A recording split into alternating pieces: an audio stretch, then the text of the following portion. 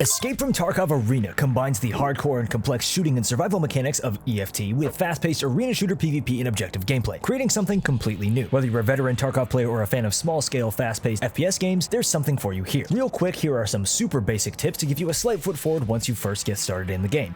Kits, or presets. In Arena, you will select a preset and then follow a preset progression tree to unlock better ones. Every kit is not created equal, and neither are the kits that you unlock down the line. Choosing a good one will be important when you're starting out. Pay attention to the ammo type on a weapon. Any veteran Tarkov player will know how important this is. It's also good to see what other gear you get access to, such as headphones, as well as the meds or grenades that kit has equipped. There are some kits that may not look like much, but actually pack some legitimately powerful ammo compared to the other ones, such as 9mm AP 6.3 or 1270 Flechette. The preset Handler runs an MP5K with AP 6.3 and IFAK and GSSH headphones. Any kit with headphones will be a big advantage by allowing you to hear enemies from a longer distance. Stargazer runs the revolver shotgun with Flechette. This will pack a serious punch if you go for headshots. Plantain runs a Keter with SP8, a very low penetration but high damage round. The Keter fires fast with very low recoil, so running this kit and going for people's legs, or if they're unarmored, their head, will be a very effective tactic when you're first starting out. Pay attention to which kits you unlock down the line with your chosen preset. If you see a kit such as this one down the progression tree that you want to grind for, you can choose your preset based on that. There's a lot of player choice here, and preference will come into play. Teamwork, and specifically color designations and how to not team kill. If you've played Tarkov, you'll know that the game has almost no HUD and thus no team indicators. This is kind of the same in Arena, but teams are designated by a specific color, which will appear as armbands on both arms as well as in the scoreboards and screens in the arena itself. It's very important that at the start of each round you make a mental note of your team's color. Just because you were blue last match doesn't mean that you will be this match, and in tournament modes there are quite a number of colors. It'll be a good idea every round to shout out to your team which color to shoot at. For example, this round we are killing red, this round we are killing blue, etc. If you do get team killed, don't take it too personally, it'll happen to the best of us. Controlling objectives. In Arena, you can win a round by either killing the entire enemy team or by capturing one of the in-map objectives once the timer is run out, similar to gunfight in Call of Duty. Being able to control the area around the objective will give you a huge advantage if you have an enemy team playing aggressively. Either take the objective yourself by having one teammate hold angles and the other go for an objective capture, or potentially more effectively, by baiting the enemy team to take the objective and killing them when they attempt it. You can get pretty creative with how you use these objectives, but remember that some maps have multiple, and you won't know until the timer runs out which one will be the active objective. So holding a center map power position and having sightlines on both objectives so that you know which one becomes active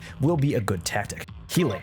You will want to make sure that you hotkey meds at the start of every round. Arena rounds are very quick, often shorter than the amount of time that a painkiller lasts, so hotkeying a PK and instantly popping at the start of your round is a good idea, even if you only have one. Better to be PK'd when your leg gets blacked 5 seconds into the round than not. Remember, in Arena, every split-second decision will matter. If you want to streamline healing even more, try this. Keybinding your most important heals to the same buttons like this. Say you have a bleed med and a med kit. Bind them to the same slot, say 4, with the bleed on press and the med on release. That way, you can press 4 once to fix a bleed, and then 4 again to use the med kit, which will actually heal your health. This might sound complicated, but medding in the middle of fights in Arena could make the difference between living and dying, so it's a potentially useful tactic and also frees up more keybind slots. If you do run out of meds for the preset that you have in the middle of the round, remember that not only are there meds scattered around the map near your spawns, but also on every dead player. Looting a dead body tactically for some extra painkillers or a med kit could save your life on the one hand, but it could also get you killed, so be smart about when to make that decision and if it's worth it in that moment. Grenades. Many presets will come with one grenade. Spamming these at the start of a round might seem very toxic, but because of the close ranges of Arena, taking out a grenade in the middle of a fight is a pretty big risk. So tossing a grenade right at the start might be kind of annoying, but it's actually a pretty solid tactic. As in Escape from Tarkov, you can also use grenades as your second teammate in a way. Tossing a grenade to give yourself an opening to push a certain direction, or making another player move from their position or revealing themselves is always a useful tactic, especially in CQC. There will be many more tactics and interesting complex strategies that will arise once Arena has more players, and we all get more time, or any for that matter, in the game. For now, these couple tips hopefully will help some new or even veteran Tarkov players out. As Arena is a whole new game, it'll be fun for us all to learn together. If you found this interesting or helpful at all, let me know and leave a like on the video if you want. I'd like to give a massive thanks to Ben from Discord, who has access to the game and dropped me a lot of this info, tips, and screenshots that allowed me to make this video in the first place. You can join my Discord if you want to chat about this game and more, and of course for more news, lore, and clips like this, you can subscribe right here, and I'll see you next time.